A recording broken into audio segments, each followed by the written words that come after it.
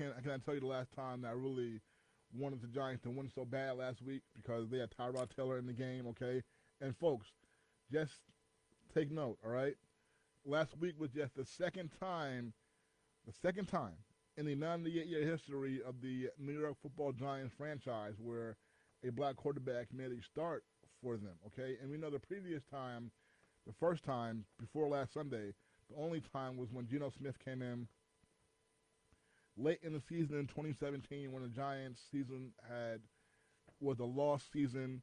They were one of the worst teams, one of the worst records in the league. Eli Manning was not playing well, and we know, all right, the quarterback is the most important position on the field. If the quarterback is not good, then the team has no chance, okay? And the quarterback is the one position where he's the only one at that position on the team who's going to play, all right? So not only does he play the most important position, but only he's playing, okay? Only the starter is playing, okay? So they finally gave somebody else a chance when the Giants had won like 2 games, and this was like week 11 or week 12, something like that. They only won 2 games the whole year. They finally decided to give somebody else a chance. They sat Eli. Everybody lost their mind. The next day, the general manager was fired. The 2-time Super Bowl winning general manager, okay? Because when it comes to Eli, those 2 Super Bowl rings, that's like the end-all and be-all for his apologists. Oh, he has 2 championships. Okay, well, you know what?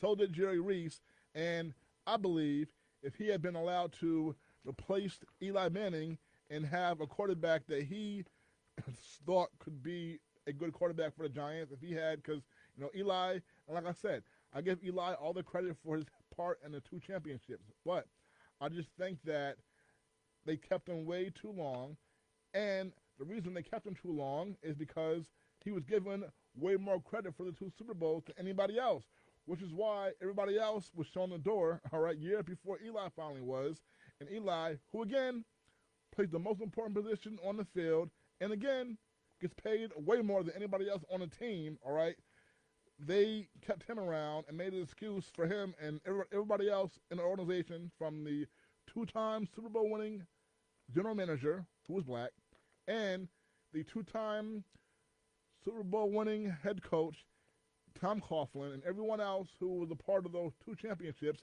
Everyone else, Giants got rid of, and they kept Eli around.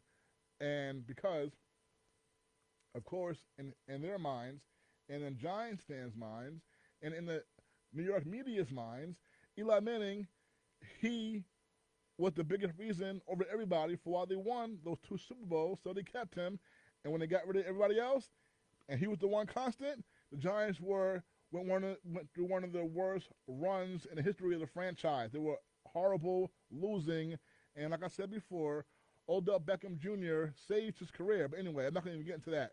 So finally, they get rid of him, and then Daniel Jones comes in, who was a camp kid at Eli and Peyton's camp when Jones was a kid.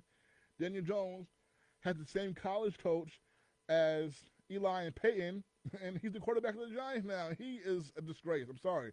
The Giants having him there, and I said it before, if Daniel Jones was black, Giants would have got rid of him a long time ago, all right? The New York City media and the fan base would have ran him out a long time ago. They would have said he can't throw.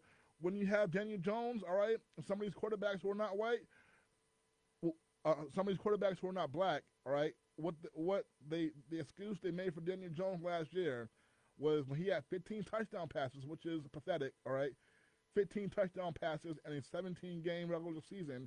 They said, oh, Daniel Jones does not have any help. He has no weapons, okay? An excuse.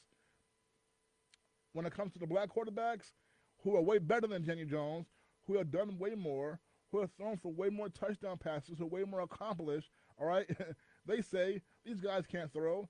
They don't make excuses for them. They say they can't throw, all right? If Daniel Jones was black and he had 15 touchdown passes, they would say in New York that he can't throw. He would not get excuses that he does not have help and all this other nonsense. So 5 years in, 5 years in, and again, I'm someone who I gave Daniel Jones a chance. All right, I gave him a chance. I thought he could be good.